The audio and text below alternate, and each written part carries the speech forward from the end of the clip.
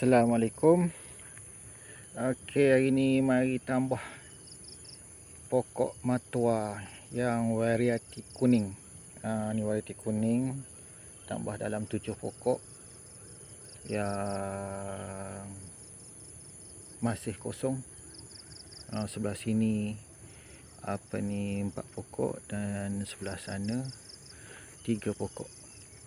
7 pokok varieti kuning kita tambah.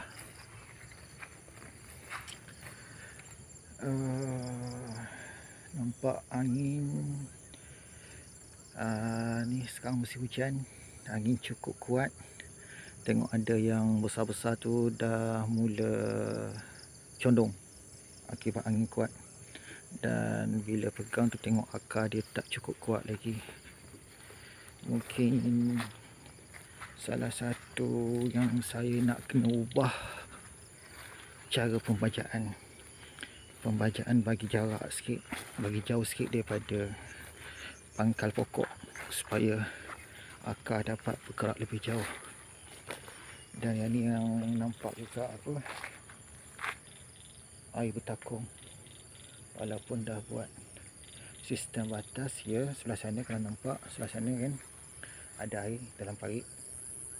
Okey, ada air dalam parit, tapi ada juga air yang bertakung di pangkal pokok pisang yang baru tanam.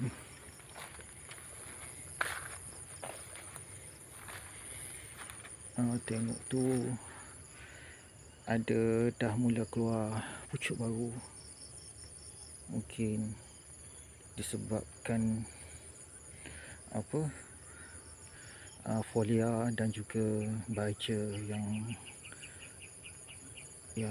yang bubuh itu hari. Harap-harap baja kimia saya letak itu hari agak jauh, harap-harap tak terkejut pokok.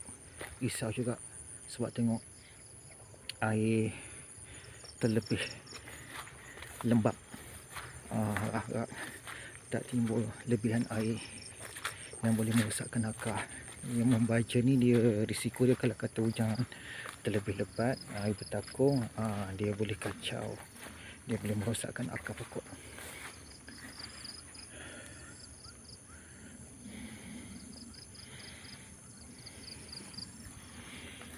Tengok pokok yang tepi pagar ni, pokok yang menjala ni, risau kot bila terlampau banyak sangat boleh rosakkan pagar. Tunggu kemarau nak meracun. Tak apa, tunggu panas sikit boleh meracun. Air dalam telaga ni pun sama. Air telaga ni buka, jadi tengok memang tinggi air. Hujan memang lebat, memang dalam tanah ni penuh dengan air kan.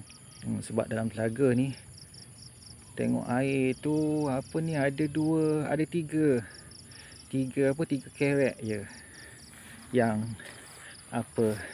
kosong. Mana 13 kerek tu 10 dipenuhi air. Nak bagi tahu tingginya air hujan.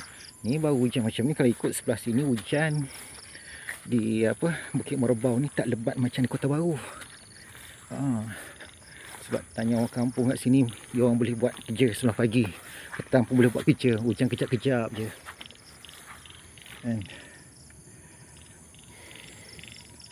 Mungkin yang mertua yang tanam sebelah sana tu kena buat teknik punsu supaya tak terkejut.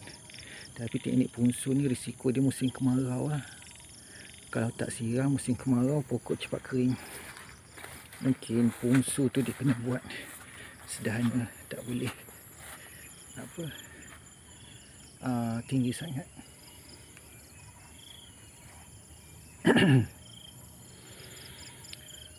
Okey, ingat tu je untuk petang ni.